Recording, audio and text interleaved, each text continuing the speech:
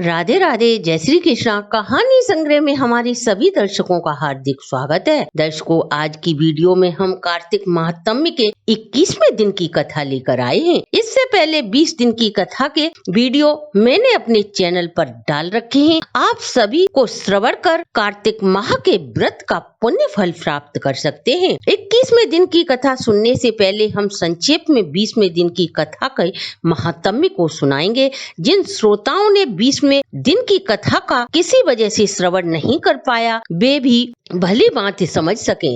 अगले अध्याय में कलहा राक्षसी धर्मदत्त से अपनी मुक्ति के लिए प्रार्थना करती है। तब धर्मदत्त कलहा से कहते हैं, मैं तुझे अपने कार्तिक व्रत का आधा पुण्य फल देता हूँ। उस आधे पुण्य फल से कलहा को प्रेत योनि से मुक्ति मिल जाती है। श्री हरि विष्णु के 2 पार्षद उन्हें विमान में लेने आते हैं। धर्मदत्त ब्राह्मण उन्हें देखते हैं और सदाचार व विष्णु भक्त उनकी प्रशंसा करते हैं। हे ब्राह्मण देव, तुम दयालु और धर्मज्ञ हो, अतः तुम अपनी दोनों पत्नियों के साथ पूर्ण समय कर लेने पर वैकुंठ धाम को ही जाओगे और वहां पर श्री हरि विष्णु का सानिध्य प्राप्त करोगे।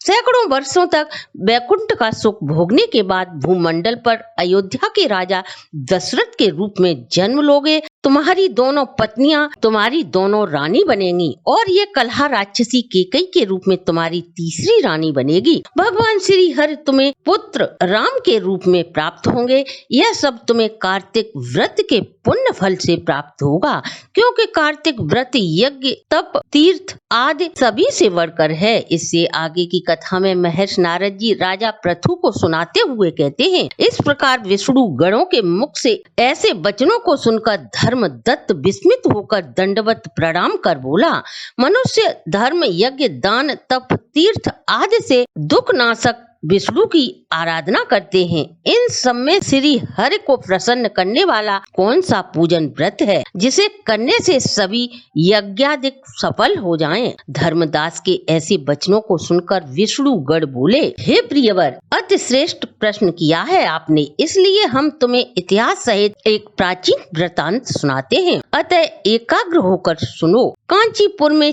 चोल नाम का एक चक्रवर्ती सम्राट था। उसी के नाम से चोल देश को प्रसिद्धि प्राप्त हुई। उस राजा के राज्य में कोई भी व्यक्ति दुखी, दरिद्री व पाप बुद्धि नहीं था। इस तरह धर्मनिष्ठ राजा की छत्र छाया में सभी प्रजा निरोगी जीवन व्यतीत करती, सभी सुखों का भोग कर रही थी। अनेकों यज्ञ करने वाले राजा चोल के स्वर्ण यज्ञ स्तंभ से ताम्रपर्णी नदी के दोनों किनारे चित्र रथ अर्थात कुबेर के वन की तरह शोभायमान थे। एक समय वह राजा अनंत सहन नामक स्थान पर गया, जहाँ श्री हरि योग माया के साथ शेष सैया पर सहन कर रहे थे। वहाँ उसने श्री हरि का मोती रत्न मणि व स्वर्ण फूलों से पूजन किया। तत्पश्चात दंडवत प्रणाम कर वहीं पृथ्वी पर बैठ गया। इसके बाद ही थोड़ी ही देर में तुलसी और गंगा जल लिए कांचीपुरी में रहने वाला विष्णु दत्त नाम का एक ब्राह्मण वहां आकर ब्रह्म सूत्र, सहस्त्र शीर्षा आदि मंत्रों से भगवान श्री हरि को स्नान कराते हुए तुलसी की मंजरी व तुलसी पत्र से विधिवत पूजा करते हुए राजा ने देखा। ब्राह्मण द्वारा तुलसी दल चढ़ाए जाने से राजा द्वारा भगवान के पूजन में चढ़ाए गए सभी रत्न तुलसी दल से ढक गए थे। यह देख राजा कुपित होकर बोला, हे ब्राह्मण, मैंने मणिक और स्वर्णों से श्री विष्णु का पूजन किया है, तुमने तुलसी दलों से यह सब क्यों ढक दिया? मैं जानता हूँ तुम्हें भगवान विष्णु की भक्ति करना नहीं आता, तभी तुमने मेरे द्वारा चढ़ाए गए भगवान की शोभा बढ़ाने वाले रत्नों को ढक दिया है। तब वह ब्राह्मण राजा के गौरव को तुच्छ समझकर बोला, हे राजन, तू भक्ति का मर्म नहीं जानता, तुझे राज लक्ष्मी पर बड़ा ही घमंड है।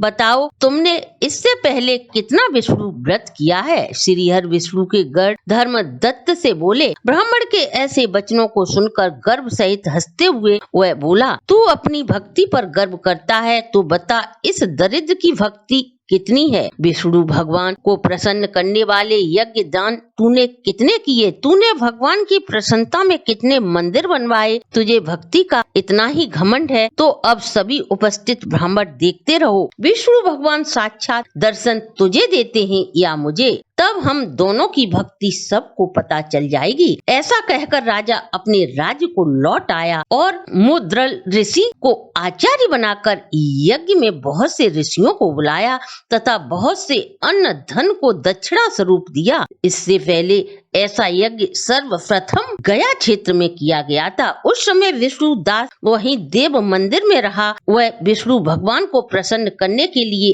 अनेकों प्रयास करने लगा। उसने माघ और कार्तिक का व्रत किया, तुलसी का वन लगाया और उसे नित्य सींचता तथा भगवान विष्णु के द्वादशाक्षर मंत्र का यथाविधि जाप करने लगा। 16 प्रकार से श्री हरि का पूजन, फल फूल, नृत्य, गीत, मंगल गानों से नित्य भगवान को प्रसन्न करने लगा। वह चलते फिरते, उठते बैठते, भोजन व शयन करते समय सदा श्री हरि के नाम में लीन रहता और समदृष्टि होकर सभी में भगवान विष्णु को देखता। विष्णु भगवान की प्रसन्नता के लिए कार्तिक मास में विशेष नियमों का पालन करते हुए व्रत उद्यापन करता। इस प्रकार सभी इंद्रियों को बस में करके भगवान की आराधना करते हुए राजा चोल और विष्णु दास ब्राह्मण को बहुत समय बीत गया। इससे आगे का वृत्तांत आप अगले अध्याय में सुनेंगे। आप व आपके परिवार पर सदा श्री हरि की कृपा दृष्टि बनी रहे, इसी शुभकामना के साथ आज की वीडियो को हम यहीं विश्राम देते हैं। अगर हमारी प्रस्तुति अच्छी लगी हो तो आप हमारे चैनल को लाइक, सब्सक्राइब और शेयर करें।